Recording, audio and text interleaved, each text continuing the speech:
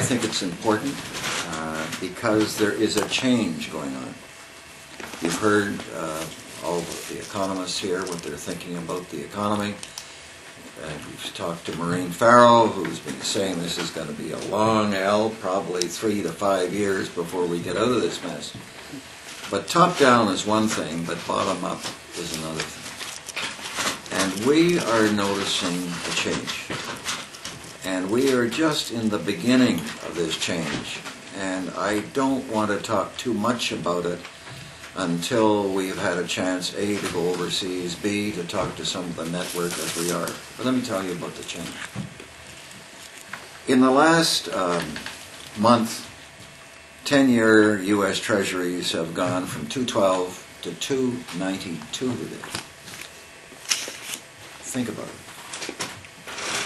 Most economists have been talking about zero, going down, 10 years going to 2. But suddenly it's 292. The Baltic dry shipping rate, take a look at the chart. It's gone like that. Go and take a look at it and see what's happened in the last 2 weeks. The Chinese market is up 20% in the last several weeks versus Europe, the Dow, down. This is just in 2 weeks.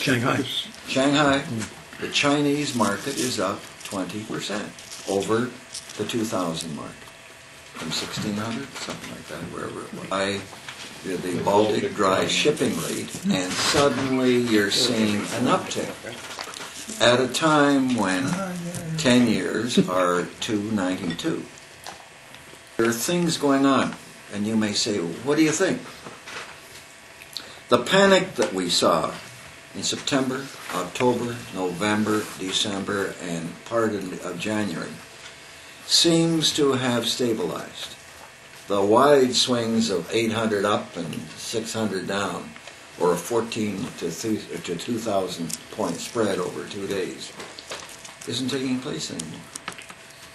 People are beginning to look. I've always said in our firm, as I said this morning in our policy meeting, there's so many people are so pessimistic right now. They're not concentrating on the positives. And I've always said in my life, accentuate the positives, try and delete the negatives.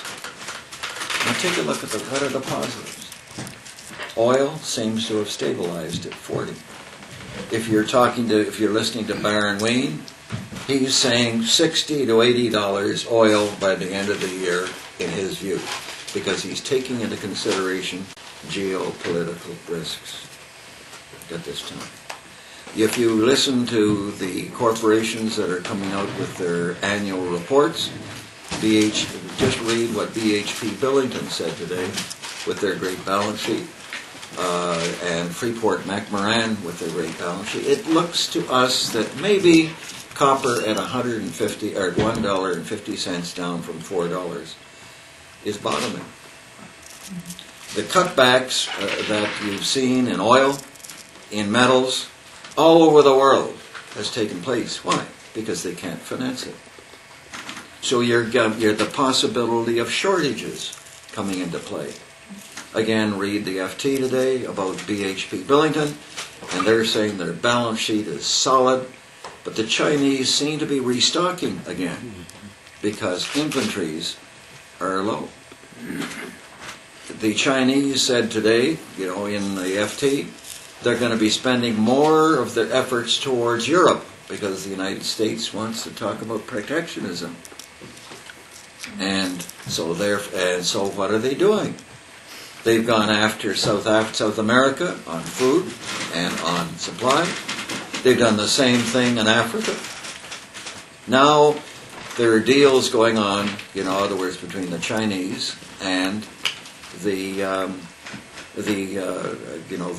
Europeans. It's in the FT today.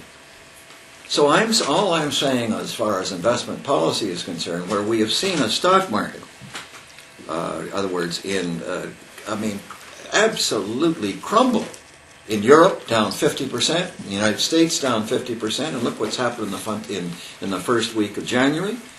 it looks technically, if Ron was here, or if you listen to Notley, or you listen to Robin Griffith, they're saying technically, they were saying to me the other day that if we don't get a rally, we're going to hit the lows again. But you're beginning to see, what I'm saying right now is that you're seeing more from talking to our friends in Southeast Asia. Some of the results are coming out better than expected. Some of the results, certainly in Canada, are coming out better than expected, the companies that we're following, and also very nice increases in dividends, but no one's talking about it. All I'm saying is I think there is a short term, there's a change going on, and I think we got to be aware of it. Whether it's short term, whether it's a couple of months, I'm not sure. But all I am saying is that it seems that the panic is over for the time. David, we've talked about this thing before. The theme for 2009 should be Expect the Unexpected, Part 3.